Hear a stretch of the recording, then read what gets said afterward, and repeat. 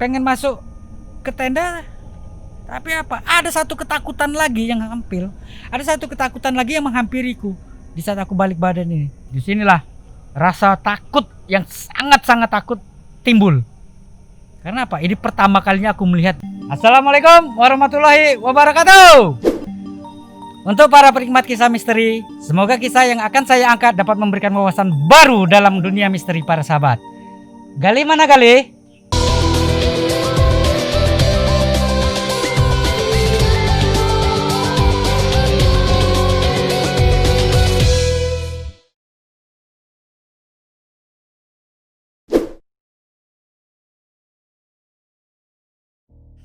Bismillahirrahmanirrahim. Kemarin-kemarin kita udah cerita gimana saya masuk pramuka, gimana pertama kali saya masuk ke hutan. Dan ternyata teman-teman kayaknya pada penasaran. Kok Gali mainnya cuma di situ aja sih? Nah, jadi sebenarnya sini saya pengen sedikit jelasin bahwa cerita ini bakal saya runtut dari umur terkecil sampai nanti akhirnya terus sesuai dengan umur saya, terus berlanjut sesuai dengan perjalanan waktu. Untuk kali ini mungkin saya akan mencoba untuk menceritakan pengalaman pribadi saya, di mana waktu itu adalah pengalaman pribadi untuk mendaki gunung. Kejadian ini terjadi pada tahun 1999. Waktu itu saya masih kelas 2 SMP dan itu kebetulan kita menjelang liburan sekolah kenaikan kelas ketiga. Teman-teman di sekolah sudah banyak yang tahu kalau saya memang suka mendaki atau suka melakukan camping. Ya kan, walaupun campingnya masih di tempat-tempat itu saja. Sampai akhirnya ada salah satu teman saya yaitu Fatul Fikri atau biasa kita panggil Taul. Itu datang ke rumah. Kalau nggak salah waktu itu berdua sama Eki Kentung. Datang ke rumah nanya, "Leh, kamu anak pramuka kan?" "Iya." "Kamu suka camping kan?" "Iya." Aku nggak tahu nih maksudnya apa nih dia bertanya seperti itu. Apakah ingin mengorek siapa aku atau dia ingin ngajak aku atau gimana? Aku nggak tahu.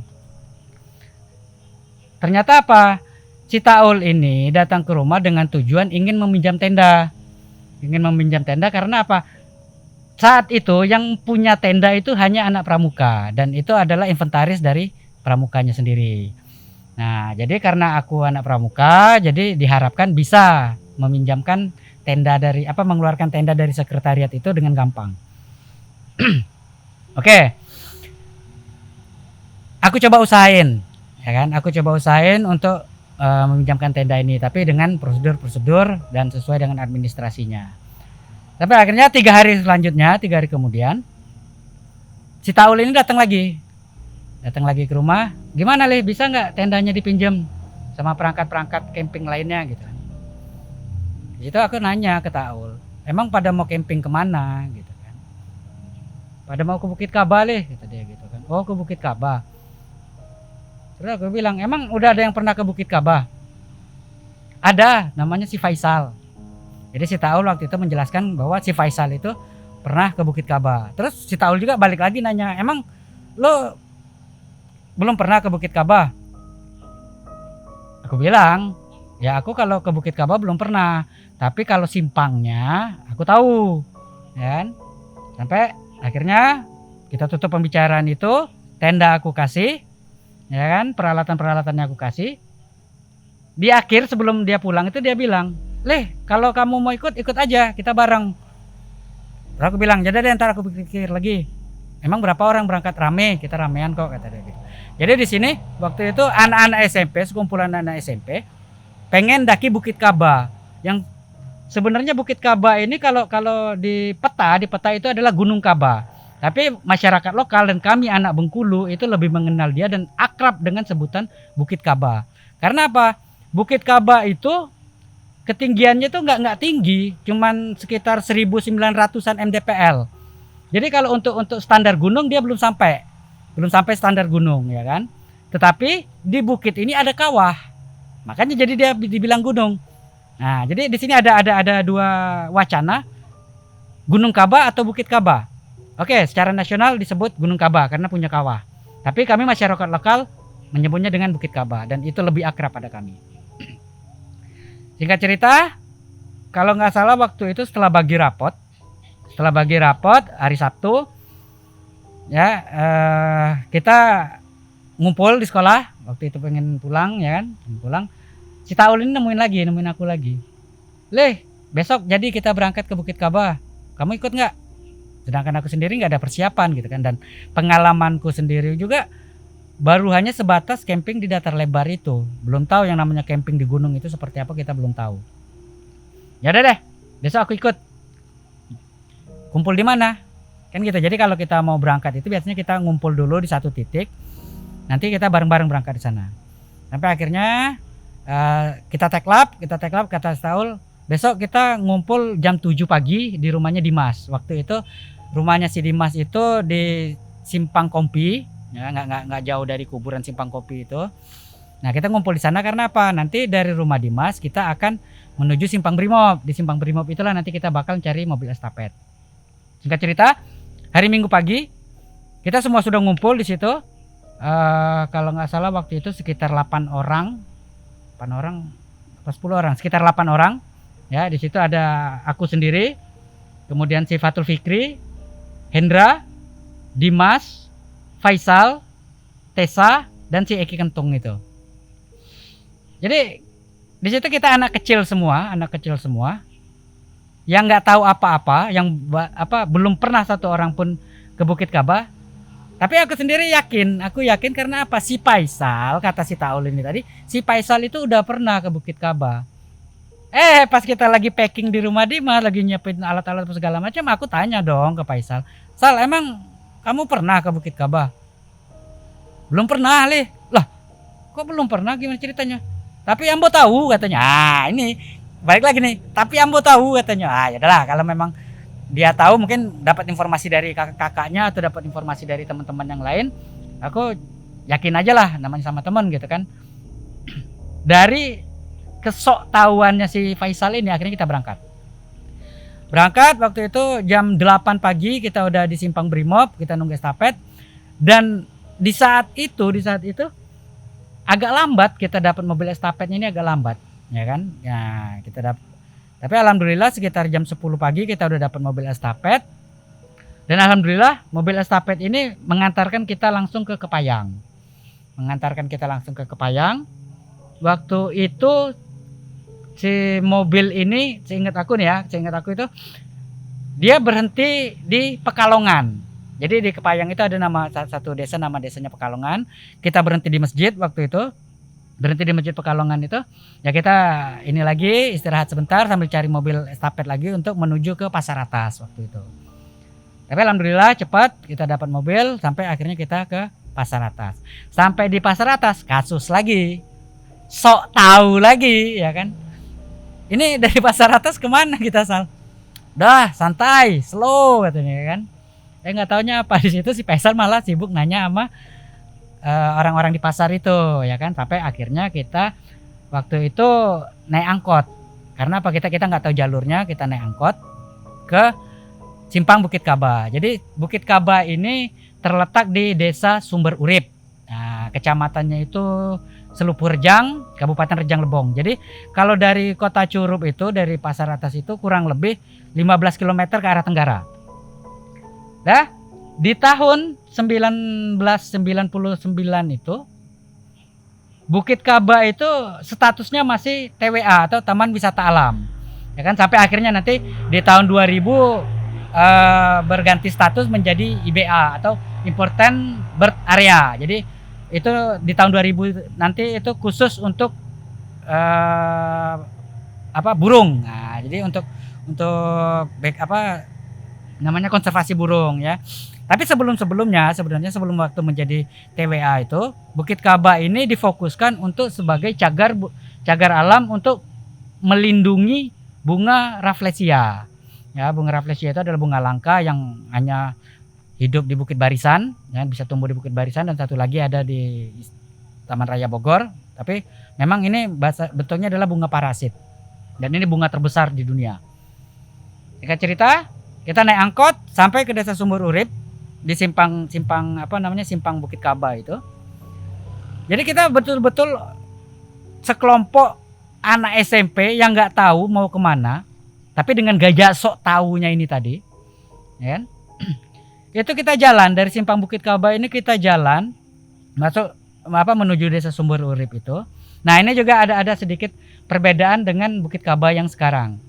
Kalau sekarang kalian mungkin datang ke Bukit Kaba itu nanti kalian akan berhenti di Pok Darwis. Nah, karena apa itu? Pok Darwis itu sebenarnya baru tercetus di tahun 2000. Jadi Pok Darwis itu jangan salah arti ya, mungkin teman-teman banyak yang berpikir namanya Pok Darwis itu adalah pos yang jaganya si Mas Darwis, bukan. Jadi Pok Darwis itu adalah kelompok dasar kelompok sadar wisata. Nah, jadi kelompok sadar wisata ini apa? Mereka adalah masyarakat setempat yang berkeinginan untuk bagaimana sih mengelola taman wisata alam Bukit Kaba ini. Tapi di tahun 99 balik lagi aku bilang waktu itu statusnya masih TWA, jadi belum ada Pok Darwis. Udah kita jalan sekitar 2 kilo, kalau nggak salah aku sekitar 2 kilo atau 3 kilo, sampai akhirnya kita sampai di pintu gerbang Desa Sumber Urip. Nah, disitulah kita akan lapor. Jadi setiap pendaki, setiap pengunjung, setiap wisatawan itu harus lapor di sana dengan mengisi buku tamu dan membayar retribusi. Untuk apa? Ya balik lagi untuk pengelolaan Taman Wisata Alam Bukit Kaba ini sendiri. Di situ di posnya ini tadi kita namanya ya balik lagi anak SMP yang sok tahu, nggak ada nanya apa-apa. Ya cuma sok tahunya aja, ya kan? Padahal sebenarnya di Bukit Kaba ini banyak adat-adat yang harus dipatuhi. Banyak budaya-budaya yang harus kita ikuti. Dan satu lagi, memang Bukit Kaba ini salah satu bukit atau salah satu gunung yang ada di Bengkulu yang menyimpan sejuta misteri. Salah satunya apa? Malin Bagus, elang berantai, dan yang paling ekstrim, bahasanya paling ekstrimnya apa ya? Pantangan yang memang agak sulit untuk kita ikuti adalah apa? Kisah tentang Putri Saudari Kandang. Jadi Putri Saudari Kandang ini bercerita atau mengisahkan yang dia adalah penguasa kaki Bukit Kaba itu atau penjaga kaki Bukit Kaba. Itu dia punya aturan bahwa darah atau orang dengan darah langsung atau darah lurus keturunan Rejang Pat Petulai itu nggak boleh mendaki Bukit Kaba. Karena apa? Dimitoskan orang keturunan Rejang asli, Rejang Pat Petulai asli, kalau naik Bukit Kaba maka dia akan meninggal atau dengan adalah kejadian-kejadiannya, adalah bencananya, adalah musibahnya, ya kan? Tapi alhamdulillah waktu itu kami orang 8 itu tidak ada satu orang pun yang berdarah Rejang gitu. Jadi ya kita berangkat aja gitu kan. Tapi memang sebenarnya banyak kejadian-kejadian anak Rejang sendiri yang hilang di gunung, tersasar di gunung, ya kan. Padahal sebenarnya Bukit Kaba ini kalau kita melihat rute dan treknya itu dari pos sampai ke puncak itu palingan hanya memakan waktu normal 2 jam sampai 3 jam itu kita udah nyampe ke puncak dengan perjalanan standar. Tapi jika terjadi satu misterinya itu kalian ya ngomong lah ya, balik lagi kita harus menjaga sikap, balik lagi kita menjaga omongan kita. Itu kalian bisa diputer-puter di hutan itu. Kalian bisa diputer-puter di hutan itu, bahkan sampai kalian ya sekali lagi ngomong nggak tahu mau nyampe kapan. Puncak itu mau nyampenya kapan kita nggak tahu ya, balik lagi si makhluknya baik atau tidak. Singkat cerita, kita mulai masuk waktu itu sekitar pukul 2 siang, setengah 3 lah itu karena udah sore. Dan waktu itu mendung, kebetulan waktu itu mendung. Kita udah nyampe di kaki rimba, di pintu rimba itu. Aku coba jelasin dulu ya. Di Bukit Kaba itu ada 2 jalur, tapi sebenarnya ada 4 jalur. Cuman jalur yang biasa dilewati itu ada 2 jalur. Yang pertama jalur hutan dan yang kedua adalah jalur aspal. Jadi kalau kita lewat jalur hutan, nah lewat jalur hutan itu kita akan dihadapi oleh trek jalan setapak dan hutan rimba. Nah, di jalur hutan ini juga sebenarnya terbagi menjadi 2, yaitu apa? Jalur sebelah kiri yang memang kita melewati betul-betul hutan, dan jalur sebelah kanan yaitu kita akan nanti menyusuri yang namanya air panas, ya kan? Ada air panas di situ, kita menyusuri air panas itu, tapi treknya agak berat waktu itu. Sampai akhirnya kita ngambil jalur trek hutan yang biasa. Hari udah mendung. Dan satu hal lagi, ini ada lagi teman-teman yang sok tahu lagi, ya kan, sok tahu ngomong, di atas gunung tuh nggak ada air loh, kata dia gitu. Lah terus gimana biar kita punya air di atas, sedangkan kita ya bahasanya waktu itu untuk beli air mineral aja ya ngomong nggak ada duitnya, nggak ada uangnya. Jadi kita ya betul-betul cuman bawa air minum dari rumah yang sudah habis, dan kita waktu itu isi ulang lagi di kaki rimba itu. Dan kita nggak bawa jerigen waktu itu, karena apa? Kita tidak punya ilmu, kita tidak punya materi yang mendalam tentang pendakian. Yang kita punya apa? Sok tahunya kita yang kita punya. Tapi akhirnya waktu itu Eki Kentung punya inisiatif, karena waktu itu kita bawa kuali dan nggak bawa jerigen. Jadi kita coba ngambil air di sungai ini. Padahal sebenarnya apa? Udah diambil air sungai, kita cicip, nggak taunya apa? Rasanya rasa belerang. Karena ini tadi ternyata sungai ini adalah aliran dari air panas itu tadi, sungai air panas. Rasanya kok belerang, ini nggak bisa diminum, ya kan? Dah, entah apa yang terjadi, Allah memberikan hujan kepada kami. Allah memberikan hujan, terjadi 2 konflik lagi di sini. Kita bingung waktu itu, apakah kita teruskan perjalanan atau kita berhenti. Cuman kita balik lagi berpikir, ya kan, dengan sok tahunya kita ini tadi, kita naik aja deh, kita ndaki. Dengan estimasi yang katanya pendakian 2 jam, ya kan, dan katanya treknya nggak terlalu terjal, treknya tidak terlalu ekstrim. Ya kan? Jadi kita paksakan naik, karena apa? Kalau kita saat itu tidak mendaki, ada kemungkinan kalau kita menunggu hujan reda ya kemungkinan akan mendaki malam, ya. Jika kita mendaki malam itu akan menimbulkan resiko yang lebih besar, karena apa? Kita semua nggak ada yang tahu treknya, kita semua nggak ada yang tahu rutenya. Tapi akhirnya kita paksakan, mendaki, dan si Eki Kentung ini tadi udah ngambil sudah mengeluarkan kualinya ini dari tas. Hujan turun, jadi Eki punya inisiatif waktu itu menampung air hujan. Sepanjang jalan itu dia menampung air hujan. Jadi kuali itu taruh di atas kepala, dia menampung air hujan. Tapi yang lucunya, ya karena kondisi hujan ya, jadi trek itu licin, betul-betul licin. Jalanan itu betul-betul licin karena memang ini tanah, ya kan, bentuknya tanah.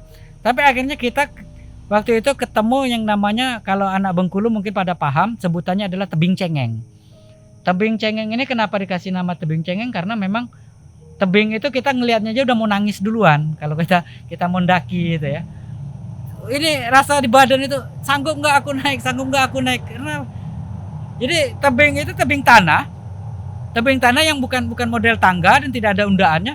Jadi kita harus pinter-pinter nih cari langkah. Dan itu kurang lebih ada sekitar 100 meter lah ya tinggi tebing gitu. Dan itu dengan kemiringan sekitar 45 derajat, bahkan sampai 60. Karena apa? Nanti ada satu titik dengkul itu harus menyentuh ke ke dada kita untuk mendaki itu. Karena kondisi hujan, balik lagi karena kondisi hujan, air yang dibawa Eki Kentung ini tadi tumpah.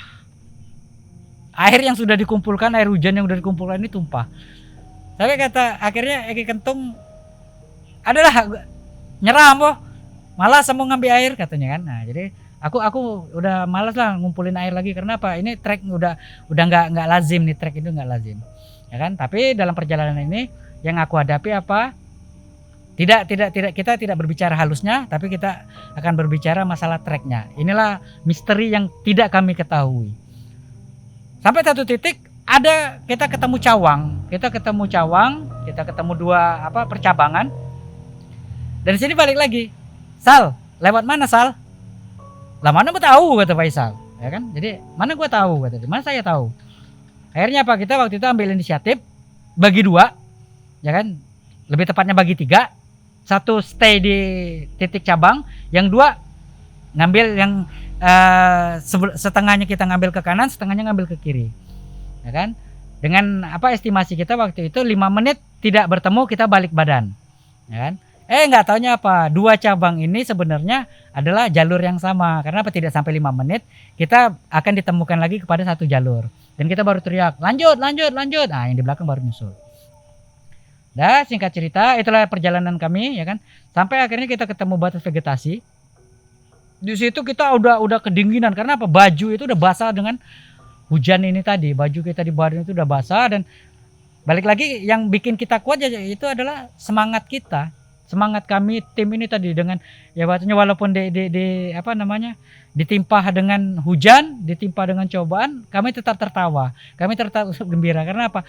kelucuan teman-teman yang ada yang kebanting lah, ada yang namanya jungkir balik, ada yang kepleset, ada yang sampai celananya robek. Itu kita semua kita nikmatin dengan tertawa. Ya kan? Walaupun padahal sebenarnya kita udah tidak punya daya lagi, kita tidak punya kekuatan lagi untuk berjalan sebenarnya. Karena waktu itu betul-betul ekstrim. Tapi akhirnya apa? Pendakian itu kita habiskan sekitar 3 jam lebih. Pendakian itu 3 jam lebih, ya kan? Yang harusnya 2 jam itu kita udah sampai puncak, ternyata apa? 3 jam itu kita baru sampai di Kubah 1. Ya kan? Jadi di Bukit Kaba ini nanti ada namanya Kubah, ya, aku jelaskan dulu. Jadi kubah ini sebenarnya hanya bangunan segi 4, ya, bangunan segi 4 yang di dalamnya itu ada ruangan, dan kubah ini biasanya digunakan oleh penduduk lokal untuk memasang jambar. Jambar itu apa? Sesajen. Jika kita ada permintaan atau kita punya nazar, kita membayarnya ke sana, ya kan, dengan bentuk apa jambarnya? Biasanya mereka jambarnya itu bentuknya adalah nasi tumpeng lengkap dengan isinya, ada yang bekakaknya, ada sayur-sayurnya, ada telur dadar suwirnya gitu kan, dan itu ditaruh di sana, dan entah dengan perjanjian apa mereka melakukan itu, tapi saya tidak mau bilang itunya. Kita naik waktu itu sampai di Kubah 1 itu, kita betul-betul yang namanya lelah kami itu, yang namanya letih kami itu, yang namanya sengsara kami itu terbayar dengan hamparan bukit waktu itu. Jadi Bukit Kaba itu sebenarnya bukan cuma sekedar gunung muncak gitu, enggak, tapi di Bukit Kaba itu nanti ada lembahnya lagi, ada bukitnya lagi. Dan itu betul-betul sejauh mata kami memandang itu tidak ada satu hal pun yang menghalangi kami. Dan waktu itu hujan sudah mulai reda, rintik waktu itu ya.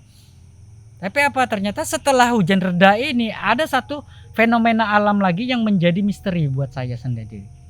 Waktu itu tiba-tiba kabut payung turun, kami disambut kabut payung. Jadi kabut payung itu adalah kabut yang turun dari atas langit. Turun pelan turun sampai akhirnya kabut ini nanti akan berhenti di tanah. Tapi mungkin teman-teman pendaki udah sering mengalami itu. Dan sekali lagi, ini bukan daerah negeri di atas awan. Bukit Kaba bukan setinggi dunia-dunia lain yang kalian bisa melihat awan dari puncaknya, bukan. Tapi kejadian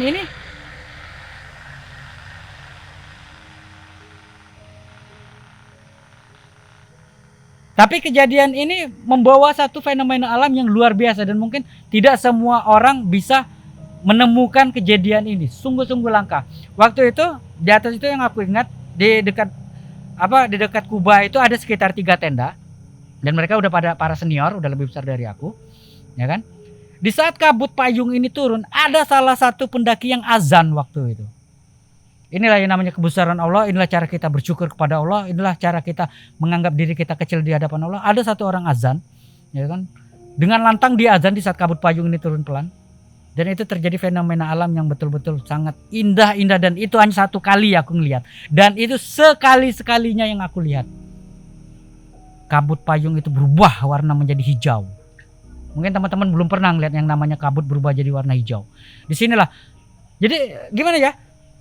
Coba teman-teman bayangin, teman-teman berada di atas kabut yang berwarna hijau, ya kan? Yang biasanya kabut itu warna putih, ini berwarna hijau. Jadi sejauh mata kami memandang itu hijau, tapi aku sendiri nggak tahu apakah itu halusinasiku, apakah itu rasa lelahku, apakah memang Allah membuktikan kepadaku ini loh kuasaku. Tapi kembali lagi, Allahu Akbar, Masya Allah dan Subhanallah, Subhanaka, inilah alam. Kejadian itu tidak berlangsung lama, kejadian itu hanya sejauh atau selama si pendaki ini tadi azan. Setelah azan itu selesai, hilang. Kabut ini menjadi putih lagi. Dan waktu itu kita semua udah menggigil. Singkat cerita, waktu itu Hendra berinisiatif untuk ngajak, kita nggak usah buka tenda, kita tidur di Kubah 1 aja, kata dia. Dan kita ngecamp di Kubah 1 aja. Jadi balik lagi aku bilang, Kubah 1 ini adalah tempat orang memasang sesajen, tempat orang membayar nazar, tempat orang meletakkan jambar. Dan waktu aku lihat di dalam ruangan Kubah itu, tapi ini bukan untuk nakut-nakutin teman-teman yang mau tidur di Kubah ya. Dan aku sendiri secara pribadi sampai detik ini aku nggak mau yang namanya tidur dalam Kubah. Karena apa? Inilah yang aku lihat yang tidak mereka lihat. Di dalam Kubah itu ada sekitar 10 jin ada 10 makhluk halus yang sedang makan. Jadi yang mereka makan ini apa? Yang waktu itu aku lihat adalah apa? Mereka ini seperti memegang sebuah paha manusia. Ya kan? Ada yang megang paha manusia, ada yang megang lengan manusia. Itu dia makan jin itu dengan lahap. Dengan taring yang penuh dengan darah itu tadi, dengan badan yang hancur, si jin ini tadi. Mereka makan dengan lahap, liur berceceran. Dan itu ada sesekali mereka mengintip keluar kubah, sesekali mereka mengintip keluar kubah. Disinilah rasa takut yang sangat-sangat takut timbul. Karena apa? Ini pertama kalinya aku melihat jin dalam keadaan makan. Dan ternyata cara makan jin itu kayak gitu. Kalau teman-teman punya pandangan, oh katanya jin itu cuma makan saripati si makanan ini. Enggak kayak gitu. Jin itu enggak gitu. Yang kita kira memang seperti itu, tapi ternyata apa? Jin itu betul-betul makan. Mereka dengan gayanya makan itu lahap sekali. Tetapi akhirnya apa? Aku tidak mau tidur bersama jin. Aku tidak mau tidur di meja makan jin.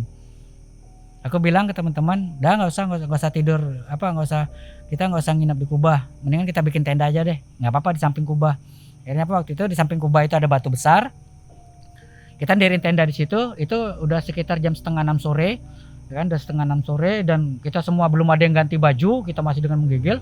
Karena apa, waktu itu kita mikirnya gini, udah diriin tenda dulu, nanti kalau tenda udah berdiri, baru nanti kita ganti baju semua, kita ganti baju hangat semua. Tapi ternyata apa? Waktu ndiriin tenda itu aku, Hendra, Dimas dan Taul. Jadi di sini yang teman-teman yang lain ya dengan gaya-gaya malasnya mereka tidak ada yang membantu. Waktu itu aku berempat. Dan di saat mendirikan tenda itu, di saat aku pengen masang pasak itu, tangan ini udah mulai gemetar, ya. Megang batu itu udah mulai gemetar mau masang pasak ini. Sampai akhirnya aku panggil Dimas itu. Dim. Tolong dong getok ini batu ini, tolong getokin ke pasak biar aku yang pegang pasak. Karena apa? Aku takut kalau aku dengan gemetar ini nanti getok tangan yang kena gitu kan. Dengan rasa percayaku ke teman ini tadi, ya kan. Ternyata Dimas ngambil batu yang paling besar. Bukan batu yang aku pegang tadi, dia mengambil batu paling besar. Tapi mungkin ini aku nggak tahu lagi apakah ini halusinasiku, apakah ini letihku. Yang aku lihat Dimas itu mengambil kepala. Dan kepala itu yang akan dia gunakan untuk ngetok pasak ini tadi. Cuman kan nggak mungkin aku bilang dim, jangan dim. Itu kepala aku nggak mungkin bilang, karena apa? Aku menjaga rasa panik dan gangguan psikis dari teman-temanku. Dan itu aku cuma merem aja, aku cuma memejamkan mata. Dan ternyata apa? Di saat Dimas menjatuhkan batu itu tidak jatuh di pasak. Batu itu jatuh pas di tanganku. Ini masih ada bekas lukanya dan itu menimbulkan luka. Dan karena waktu itu aku dalam kondisi yang sangat dingin, cuaca yang memang mungkin sekitar 16 derajat kurang, itu jadi luka itu tidak kerasa. Karena apa? Darah itu sudah tidak mengalir. Tapi aku nggak permasalahin masalah lukanya, tapi yang aku permasalahin adalah apa? Kenapa kepala yang dijadikan untuk kita ngetok si pasak ini? Jadi untuk teman-teman, tolong nanti kalau memang kalian daki gunung atau kalian ada camping, tolonglah namanya ngambil batu atau ngambil barang, hati-hati. Jangan asal ambil, karena apa? Tidak semua barang yang di sana seperti yang kita lihat. Jadi di sana banyak juga bercecer-cecer yang namanya barang-barang mistik atau barang-barang misteri ini tadi. Singkat cerita, sampai akhirnya waktu itu tenda sudah berdiri, tinggal kita bagi tugas. Waktu itu aku dengan Taul nyiapin kompor, kita mau masak, ya kan. Hendra dengan Dimas waktu itu mulai cari air. Karena apa? Dari bawah tadi kan air kita udah tumpah dan kita tidak bawa yang namanya cadangan air. Cari ke bawah waktu itu Taul, ya kan. Dengan bertanya-tanya tadi, ya kan. Awalnya nggak bertanya. Jadi dengan sok tahunya lagi ini tadi ya. Dia cari ke lereng bawah, ya kan. Nggak ketemu air, ya kan. Karena apa? Memang kita nggak ada yang tahu sumber air ini tadi di mana, ya kan. Udah sekitar ada 15 menit, balik lagi si Hendra dengan Dimas ini terus. Nggak ketemu air, udah coba kita tanya deh. Akhirnya apa, kita tanya lah sama senior di sana. Kak, di sini ngambil airnya di mana sih, Kak? Jadi waktu itu tahun 98 itu memang ternyata air itu ada di posisinya di hutan pandan waktu kan, di hutan duri pandan itu ada air, ya kan, airnya masih bersih, ya kan. Tidak seperti sekarang, mungkin kalau sekarang teman-teman ketemu sumber air itu udah kotor karena apa? Banyak para penggiat alam yang tidak tidak menjaga dalam artian mereka cuci muka di sana, mereka membuang sabun di sana, mereka cuci piring di sana, bahkan maaf ngomong ada yang BAB di sana. Jadi sudah tidak lestari lagi lah, sudah tidak asri lagi, sudah tidak bersih lagi air itu. Jadi untuk teman-teman jangan langsung diminum air itu. Kalau untuk sekarang ya, kalau kita dulu memang bisa langsung diminum. Dan waktu itu sudah hari mulai maghrib, ya kan, dengan kita diriin tenda tadi, kita ngambil air itu udah maghrib, dan Hendra sama Dimas waktu itu balik lagi ke tendanya sudah maghrib, ya kan. Alhamdulillahnya mereka berdua ini bawa senter. Udah seperti biasa kita bercengkrama, seperti biasa kita bercanda gurau dalam tenda. Tapi balik lagi, aku bukan tipe orang yang betah di dalam tenda. Karena apa? Satu, aku memang ingin betul menikmati yang namanya alam ini tadi. Yang kedua, aku ingin menjaga teman-temanku dari jin-jin yang sedang kelaparan di kubah itu tadi. Kenapa? Kondisi kita waktu itu tidak jauh dari kubah, palingan sekitar 10 meter dari kubah itu. Dan betul, sekitar jam 8 malam kami keluar, balik lagi, ya kan. Teman-teman yang pemalas di dalam tenda, kami yang betul-betul menikmati alam ini ada di luar. Ya kan, waktu itu aku, Hendra, Dimas dan Taul kita di luar dengan air yang seadanya tadi, kita bikin kopi. Kita menikmati alam dengan kopi kita. Sampai akhirnya sekitar jam 12 malam. Hendra dan Taul waktu itu sudah mulai kedinginan. Mereka masuk tenda berdua ini. Mereka masuk tenda, ya kan? Ya mungkin dengan lelah mereka juga pengen istirahat, ya kan. Tinggallah aku berdua sama Dimas. Jadi waktu berdua sama Dimas ini, astagfirullahaladzim. Jadi kalau kita di Kubah itu kita diriin tendanya akan menghadap ke Bukit Gajah. Jadi di Bukit Kaba itu ada satu sebutan lagi, Bukit Gajah, dan di balik Bukit Gajah ini itu salah satu bumper juga, salah satu camping ground, ya kan. Biasanya kalau kita 17 Agustus kita akan upacara di sana, ya kan, di balik Bukit Gajah ini. Tapi yang aku bicarakan bukan masalah camping groundnya. Di saat malam itu, memang malam itu berbintang, tapi tidak ada bulan. Malam itu berbintang karena sorenya hujan, malam itu jadi cerah, ya kan, dan langit menjadi bersih, berbintang. Itu aku melihat ke Bukit Gajah itu ada satu sosok hitam besar. Hitam besar, dan itu yang bikin aku mulai timbul rasa takut lagi. Di balik Bukit Gajah itu aku lihat hanya dari ujung kaki sampai sebatas pinggang. Itu sudah sampai ke atas langit aku melihat itu.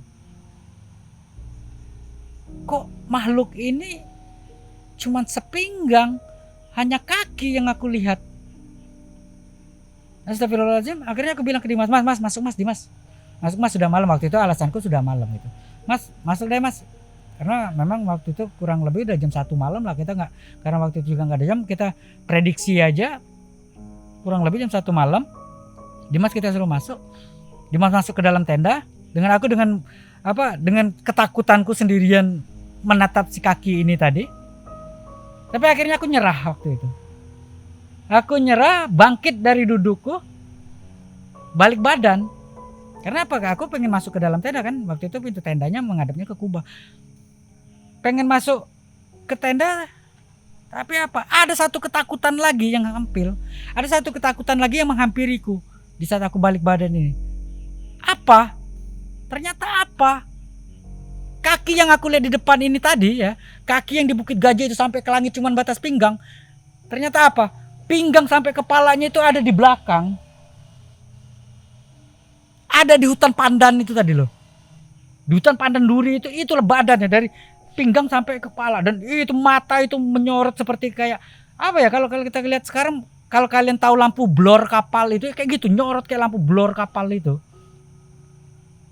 Dan itu saat malam itulah aku yang namanya masuk ke dalam tenda diem, nggak berani berucap apa-apa. Entah apakah makhluk ini namanya apa, aku nggak tahu. Dan semalaman itu kami nikmati dengan diam dan ketakutan. Teman-teman udah enak tidur, sedangkan aku nggak bisa. Aku di situ diselimuti oleh rasa takut, diselimuti oleh rasa dingin, ya kan? Aku cuman apa yang aku pikirkan waktu itu?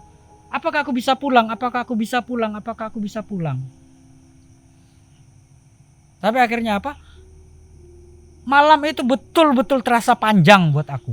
Malam itu kok kayaknya kapan pagi, kapan fajar, itu yang aku pikirkan. Tapi alhamdulillah aku bisa melewati malam itu. Sekitar jam 7 pagi. Sekitar jam 7 pagi teman-teman udah mulai beberes lagi, ya kan? Kita mulai sarapan. Alhamdulillah waktu itu sarapannya seperti biasa, mie instan. Itulah kami, ya kan? Jadi nggak ada kita yang namanya bawa bakso, nggak ada. Itulah kami dan itu sungguh mewah buat kami dan itulah yang mengganjal perut kami. Kita makan mie instan, ya kan, dengan berebutannya kita, ya kan, balik lagi yang kita nggak tahu ilmunya. Waktu itu ada beberapa orang di antara kami yang nggak bawa alat makan, akhirnya apa? Satu piring kita berdua, ya kan, ya kita bareng-bareng lah makannya di situ. Ada rezeki banyak kita berbagi, ada rezeki dikit kita nikmati.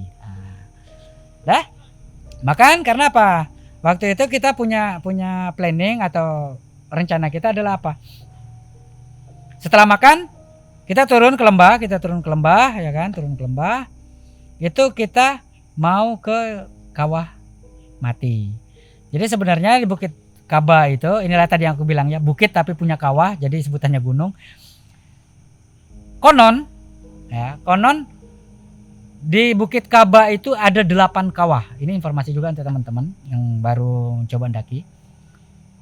Itu ada 8 kawah yang 5 kawahnya itu tersembunyi di antara hutan-hutan Bukit Kaba ini tadi.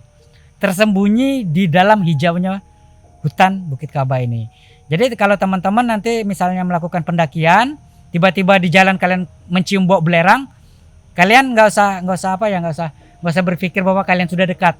Itu adalah kawah-kawah tersembunyi yang di hutan itu tadi, ya kan. Jadi itu sebenarnya kalian masih jauh, belum nyampe ke batas puncak. Karena apa? Kawah yang biasa didatangi itu cuma ada 2, ya kan. Ada 2, yaitu Kawah Mati yang berwarna hijau saat itu, ya, di saat itu berwarna hijau, dan kawah hidup yang warnanya itu kalau kita lihat dari atas itu seperti coklat susu warnanya itu. Dan yang pertanyaannya adalah satu lagi di mana kawahnya? Kenapa? Konon ada 8 kawah, 5 kawah tersembunyi di hutan, 2 kawah yang sering kita datangi. Di mana satu lagi kawahnya? Wallahu alam, hanya Allah yang tahu dan saya sendiri juga nggak tahu. Dah? Kita datang ke Kawah Mati. Nah, jadi kalau ke Kawah Mati ini nanti kita dari lembah naik lagi ketemu Kubah 3, ya kan? Ketemu Kubah 3. Jadi kalau Kubah 2 itu adanya di kaki puncak, ya kan? Di kaki tangga untuk menuju ke puncak Bukit Kaba itu. Nanti Kawah 4-nya itu ada di atas lagi tapi sudah hancur. Jadi menuju Kubah 2 kita naik. Nah, ini satu trik lagi juga untuk rekan-rekan pendaki. Usahakan kalau untuk mendaki gunung itu kalau sudah sampai di batas vegetasi yang udah luas dan dipenuhi dengan batuan dan pasir, tolong diatur jaraknya. Ya, diatur jaraknya, berjalannya diatur. Karena apa? Kadang batu-batu yang kita lihat itu kuat, ternyata itu sebenarnya rapuh. Jadi di saat kita injak itu akan glongsor. Ya kan, akan lengser, ya kan? Ya, kalau kita mungkin posisinya nanjak, takutnya batu ini jatuh nimpa teman yang di bawah. Jadi tolong diatur jaraknya. Dah kita turun ke kawah, ya kan, ke Kawah Mati yang saat itu memang warnanya masih hijau, ya kan, tidak seperti sekarang. Kalau Kawah Mati sekarang teman-teman ngelihat atau teman yang bisa kalian temui adalah kawah yang sudah berasap. Karena apa? Di tahun 2000 karena ada gempa, waktu itu nanti ada gempa di Bengkulu tahun 2000, kawah ini mulai aktif lagi.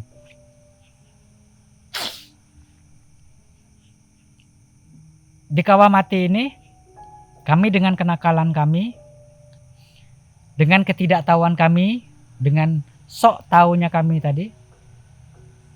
Luas, kawah ini lingkarannya besar, ya kan? Tapi di situ kami main-main dengan batu. Kami melempar-lempar batu ke dalam kawah itu. Kami melempar-lempar batu ke kawah itu, tapi akhirnya karena si Fatul Fikri atau Taul ini tadi anak basket, ya kan? Zaman dulu namanya anak basket itu udah paling keren lah, namanya ekstrakurikuler paling keren tuh anak basket tuh apa cowoknya maco-maco gitu kan. Si Taul ini ngelempar, cus. Entah kekuatan apa batu itu bisa jatuhnya itu di air kawah. Jatuhlah batu ini di air kawah itu.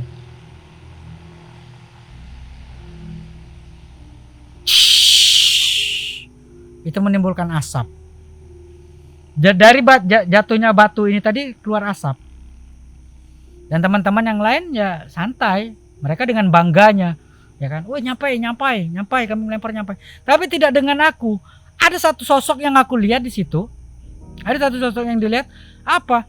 Tiba-tiba dari kawah itu keluar kupu-kupu. Awalnya kupu-kupu ini kecil, terbang, sampai akhirnya sayap kupu-kupu yang 4 ini tadi ya. Kupu-kupu itu ada 4 liku itu tadi, ada 4 lingkaran kiri dan kanan, jadi 2. Sayapnya itu menutupi kawah.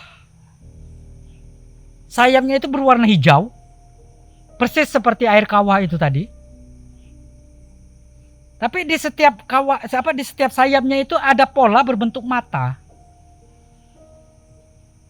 Wallahu alam, aku nggak tahu makhluk apa ini. Apakah dia si penjaga kawah? Aku tidak tahu. Atau memang yang selama ini kita lihat kawah itu berwarna hijau ternyata sayap kupu-kupu itu? Aku tidak tahu. Di situ apa? Langsung aku ajak teman-teman, udah cabut. Kita pergi dari sini. Karena apa? Aku nggak mau teman-temanku nanti akan dicelakakan oleh makhluk ini. Karena apa? Kami sudah melakukan satu kesalahan, yaitu apa? Mengotori kawah dengan lemparan kami, dengan batu kami. Ya? Singkat cerita. Jadi dari kawah ini, dari kawah mati ini kita akan berjalan sedikit, sampai akhirnya nanti ketemu satu tanjakan yang menuju ke kawah hidup, ya kan? Sampai menuju di kawah hidup. Tapi akhirnya kita dengan semangat, karena apa? Ya itulah namanya rasa penasaran manusia ya. Rasa penasaran itulah yang membawa kami untuk semakin cepat maju ke depan. Berjalan sampai di atas. Waktu itu aku jalan paling belakang. Karena apa? Aku tetap mengawasi si kupu-kupu ini tadi. Apakah dia menyerang atau ada tindakan apakah dari kupu-kupu ini, aku terus menjaga di belakang. Tapi akhirnya teman-teman udah naik duluan. Dan dari atas itu teman-teman cuma bilang, "Le, oi gale," katanya. Dari atas itu katanya, "Ikona kawah hidup le," katanya.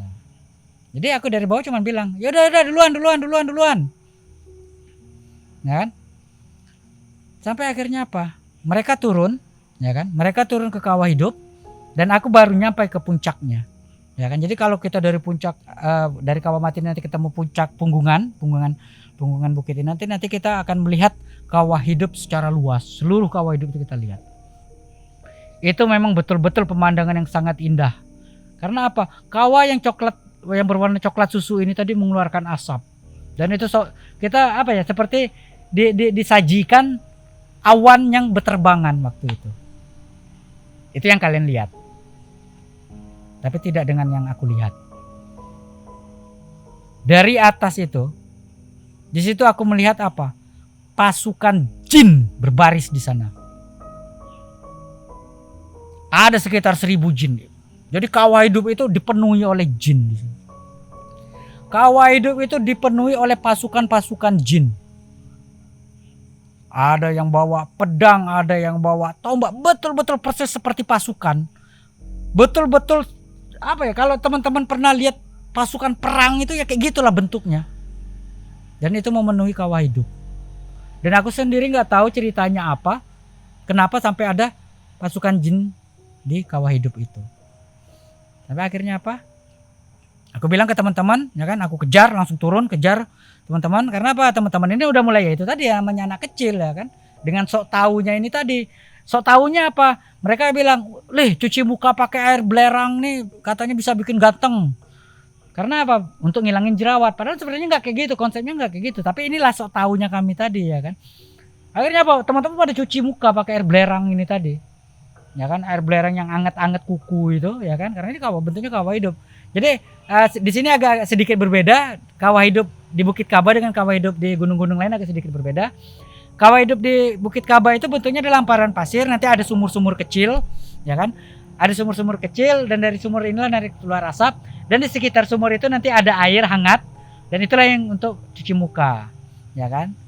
Ternyata apa? Cuci muka pakai air belerang, ganteng enggak, bersih enggak, yang ada apa? Muka gosong. Ya di muka teman-teman itu ngelupas kayak kulit ular gitu. Karena apa? Muka tuh gosong. Kalau kata kami anak Bengkulu tuh mutu ngari. Nah, kalau kata kami itu muka tuh mutu ngari. Jadi muka tuh merah kayak udang rebus itu. Sampai akhirnya pas pulang ke Bengkulu ya mereka sibuk ngupasin kulit ini tadi. Ya kan ada yang di hidung dikupasin, ada yang di mata, dikupasin. Betul-betul kayak kita ular ganti kulit. Itulah tahunya kami tadi. Ya kan katanya bikin ganteng. Ya kan? Tapi di situ langsung aku kejar teman-teman, balik lagi. Aku kejar teman-teman, udah, yuk. Balik. Karena apa? Yang aku lihat di situ apa? Teman-teman itu cuci muka di kakinya jin. Jadi mereka cuci muka itu ada kaki jin tuh, cuci muka itu tadi. Karena apa? Di situlah pasukan jin itu berdiri. Mereka berbentuk barisan, berbentuk koloni, di situlah pasukan jin tadi. Dan aku nggak tahu siapa rajanya. Di saat aku di sana, pertama kali aku melihat itu tidak ada aku lihat penampakan si raja jinnya itu siapa. Tapi akhirnya kita balik badan, ya kan? Kita balik badan, kembali lagi. Di saat kita ingin teman-teman pengennya waktu itu ngajak ke puncak. Yuk kita ke puncak, kita ke puncak Bukit Kaba. Dan sedangkan dari pundaan Kawah Hidup ke puncak Bukit Kaba itu masih jauh, gitu. Ya kan itu kalau kita jalan kurang lebih makan waktu setengah jam, ya kan? Oke, bisa kita sampai setengah jam, ya kan? Tapi di sini ada satu hal lain yang memberi satu pandangan berbeda kepadaku. Yang tapi akhirnya aku memutuskan untuk pada teman-teman sempat ribut itu. Kita nggak usah muncak, mendingan kita pulang. Karena apa? Di situ di langit yang cerah itu, aku melihat ke langit itu ada 3 ekor burung elang itu berputar di atas Kawah Hidup itu. Dari Kawah Hidup pindah ke puncak Bukit Kaba, pindah lagi ke Kawah Mati, terbang lagi ke Bukit Gajah, burung elang 3 ini tadi. Tapi mereka tidak gerombolan. Jadi kalau yang satu lagi satu elang ini lagi di Kawah Hidup, satu elang ini di Kawah Mati, dan satu elang lagi di Bukit Gajah, atau satu elang lagi nanti pindah ke puncak Bukit Kaba. Dan nggak tahu apakah ini yang dimaksud dengan elang berantai, aku nggak tahu. Cuman yang aku pahami adalah apa? Di saat burung elang sudah terbang di atas langitnya Allah, di saat si burung elang ini sudah menguasai yang namanya udara, berarti ada yang sedang dia mangsa. Berarti ada yang sedang dia incar. Wallahu alam. Secara alami ya mungkin, karena mereka bentuk mencari makannya ya dari atas itulah tadi kan, apakah mereka mau mencari kelinci, apakah mereka mau mencari unggas-unggasan, ya kan? Tapi aku enggak. Yang aku pikir apa? Burung elang ini sedang mengasih tanda. Ya kan? Mengasih tanda, ya, inilah pertanda alam yang harus kita pelajari juga. Dia mengisyaratkan bahwa bakal ada bencana. Akhirnya apa? Teman-teman kita ajak turun. Ya turun yuk, kita balik ke tenda lagi aja lah, karena waktu itu kurang lebih udah jam 1 siang, udah waktunya makan siang. Aku ajak teman-teman, ya udah deh kita balik tenda lagi aja, udah lapar, alasan aku waktu itu lapar, ya kan? Kita balik tenda, kita makan lagi, lapar, gitu, ya kan? Habis itu kita turun, ya kan? Dah balik ke tenda, kita makan, ya kan? Selesai makan, ya balik lagi dengan makan spesial kami, makanan terindah kami dan makanan termewah kami, mie instan. Makan, ya kan? Udah beres semua, kita packing lagi, bongkar tenda, kita turun waktu itu. Dan waktu itu aku sempat berkenalan dengan si senior yang penggiat alam ini tadi, ya kan, dan kebetulan dia juga anak Bengkulu. Waktu itu namanya Bang Charles. Sempat berkenalan dan akhirnya nanti di pendakian-pendakian selanjutnya aku dengan Bang Charles ini sempat tandem juga berdua, ya kan. Dah, kita turun, ya kan. Jadi ya ini tadi, karena sok tahu kami tadi, pas turun kita waktu itu bikin taruhan. Waktu turun kita bikin taruhan. Yuk cepet-cepetan nyampe pintu rimba. Ya kan, cepet-cepetan nyampe pintu rimba. Pintu rimba ini adalah kaki rimba yang di bawah itu, ya kan. Dengan apa? Dengan gaya yang udah sok tahu jalan. Wah, itu udah balapan kami akhirnya gitu. Ayo semangat, ya kan. Itu balapan kami di jalur itu, ya kan. Jadi ada yang lari, ada yang jalan itu kan. Sampai akhirnya kami terpisah. Ya kan. Itu lari cari sampai di tengah jalan itu tinggal tersisa aku bertiga. Aku, Hendra dan Dimas. Karena apa? Nggak tahu kenapa kayaknya kami klop waktu itu ya kan. Aku, Hendra dan Dimas bertiga, ya kan. Waktu itu Dimas yang bawa keril besar, aku cuma bawa atas ransel dan si Dimas juga bawa atas ransel. Si Dimas tergelincir, si Hendra ini tadi yang bawa keril ini tadi tergelincir, ya kan, tergelincir di satu aku juga nggak tahu apakah kesandung akar, apakah memang terpleset. Tergelincir itu gelinding, tapi alhamdulillah inilah tadi gunanya keril ini tadi ya, dia terlindungi oleh keril ini tadi, ya kan. Jadi di saat dia jatuh, badannya tidak terlalu membentur tanah, tapi keril yang dia benturkan ke tanah.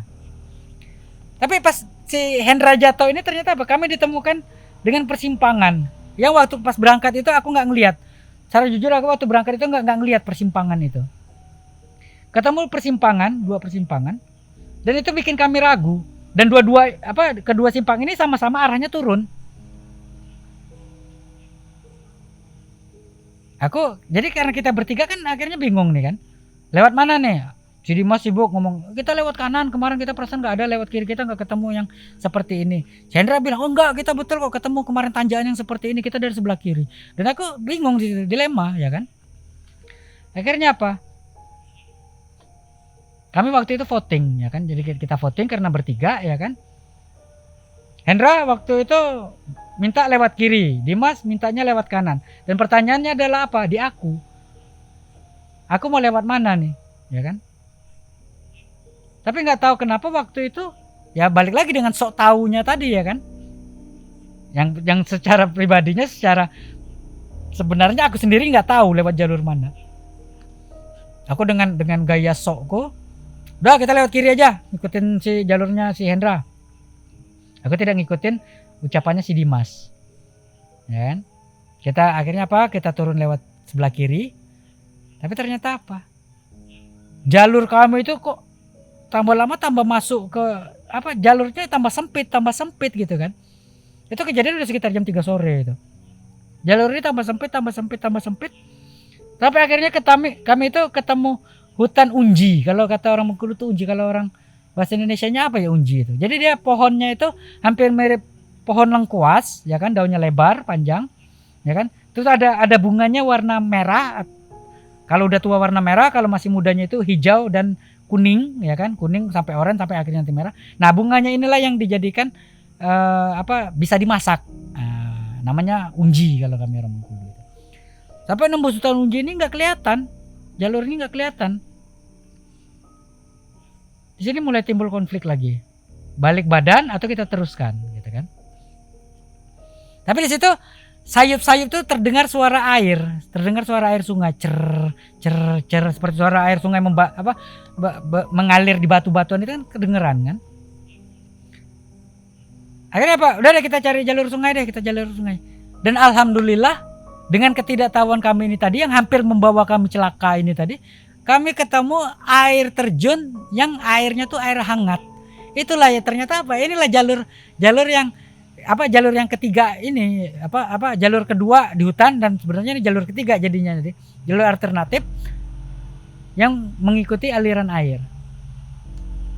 Ya akhirnya kami lupa dengan taruhan kami tadi, Aku, Dimas dan Hendra waktu itu sempat menyempatkan diri untuk mandi di air hangat ini. Betul-betul yang namanya badan lelah, badan lengket itu mandi dengan air hangat belerang itu tadi. Subhanallah. Badan tuh segar lagi, badan enak lagi, ya kan? Sampai kurang lebih kami menghabiskan waktu di sana itu sekitar setengah jam. Ya kan, sampai setengah jam mandi, ya kan, udah bosan. Kita teringat lagi, baliklah, kita udah mau balik, ngapain mandi lama-lama, ya dah. Kita balik. Ya kan, pakai baju lagi, kita jalan lagi ngikutin sungai ini tadi. Karena patokan kami adalah sungai ini adalah air yang kemarin waktu kita mau daki yang kita ambil airnya itu, yang airnya rasa belerang. Pasti air ini nyampe ke pintu rimba. Pasti air ini nyampe ke kaki rimba. Kita ikutin tuh air. Ternyata apa? Nggak nyampe setengah jam. Palingan cuma 15 menit. 15 menit kita udah nyampe di kaki rimba itu tadi. Nyampe ketemu tempat kita waktu ngambil air pertama. Yang airnya akhirnya kita buang lagi karena rasanya rasa belerang. Ternyata apa? Teman-teman yang lain udah nyampe di atas. Jadi Pok Darwis yang sekarang itu, kalau dulu itu hanya bentuknya hanya musola, ya kan? Pok Darwis itu hanya musola untuk teman-teman pendaki yang pengen sholat, teman-teman pendaki yang pengen ambil air wudhu, cuci kaki, cuci tangan. Di situ ada air mancur pakai bambu. Nah, di situ mereka sudah menunggu di sana. Alhamdulillah kita berkumpul lagi dan mereka bilang, "Mana aja kamu orang tuh? Kemana aja kalian?" kata dia gitu kan. "Kami lah mau nyampe siko," gitu kan. "Berarti kamu orang kok nyasar rasanya dah." Jadi kata mereka tuh, "Mungkin kalian nyasar." "Enggak," kata kami. Dengan PD-nya kami tadi ya kan. Sok taunya kami tadi. "Enggak, kami tidak nyasar. Kami ketemu air terjun," kata dia, air terjun air panas. Oh ya, alhamdulillah. Jadi alhamdulillah kami selamat saat itu. Alhamdulillah kami selamat. Tapi akhirnya dalam perjalanan pulang pun alhamdulillah waktu itu kita pulang malam, kita paksakan pulang malam karena apa? Kita pengen cepat-cepat sampai Bengkulu. Ya kan, sampai ke rumah istirahat. Itu adalah pendakian pertama saya ke Bukit Kaba, alhamdulillah selamat. Tapi cerita ini enggak cuma sampai situ. Di kelas 3 SMP, ya kan? Kelas 3 SMP waktu itu sekitar bulan Mei. Aku dengan pendakian-pendakianku yang lain, tapi akhirnya aku dibawa kembali ke Bukit Kaba ini. Dibawa ke Bukit Kaba bulan Mei itu, ya kan? Waktu itu aku kembali sama Bang Charles ini tadi, ya kan? Nah, makanya tadi aku bilang aku pernah tandem sama Bang Charles. Aku tandem sama Bang Charles berdua ndaki Bukit Kaba waktu itu. Sebenarnya nggak ndaki, karena apa? Nggak jadi ndaki. Sampai di kaki rimba aku lompatin aja ceritanya ya. Aku lompatin, aku di kaki rimba, ya kan? Di tahun 2000 itu baru pertama kali ada yang apa namanya Pok Darwis itu tadi, ya. Kelompok sadar wisata. Nah, jadi di tahun 2000 itulah pertama kalinya aku merasakan yang namanya kita mengisi simaksi di Pok Darwis. Tapi di saat ngisi simaksi di Pok Darwis itu udah selesai semua, kejadian sekitar jam 9 malam. Aku tandem berdua sama Bang Charles ini tadi. Pas aku turun ke air yang air yang aku bilang tadi, sungai itu tadi. Pas saat mau mendaki, kok di malam itu jalur itu berubah. Jalur itu berubah menjadi ular besar. Bukan lagi tanah. Bukan jalan setapak, tapi ular besar yang ada apa ya? Jalan itu bentuknya seperti ular yang sedang melingkar-lingkar, meliuk-liuk badannya itu. Dan aku nggak berani melanjutkan perjalananku. Nah, Bang Charles ini ngapuli katanya. Bang Charles ini orang Batak kan, jadi dengan logan yang tegas itu. "Woi pelan ndaki, melah naik," katanya kan berdua. "Takut kau ndaki berdua le," katanya ya kan. Tapi memang betul-betul di situ aku takut. Di situ betul-betul aku merasakan sebuah ketakutan. Karena apa? Aku kok ngerasa jalan ini ngaku injak ular gitu loh. Yang aku injak ini adalah ular. Tapi karena Bang Charles ini tadi ngotot gitu kan. "Udah li tidak apa-apa, aman, malam tuh aman, malam itu aman aja," katanya kan.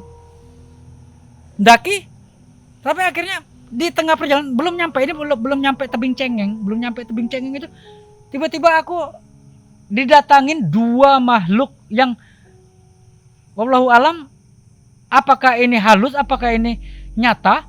Waktu itu aku didatangi oleh gajah dan harimau secara bersamaan. Jadi ternyata apa? Gajah dan harimau ini mengusir kami. Tapi aku bilang ke Bang Charles, "Bang Charles, udah Bang Charles, nggak usah naik. Turun, kita turun."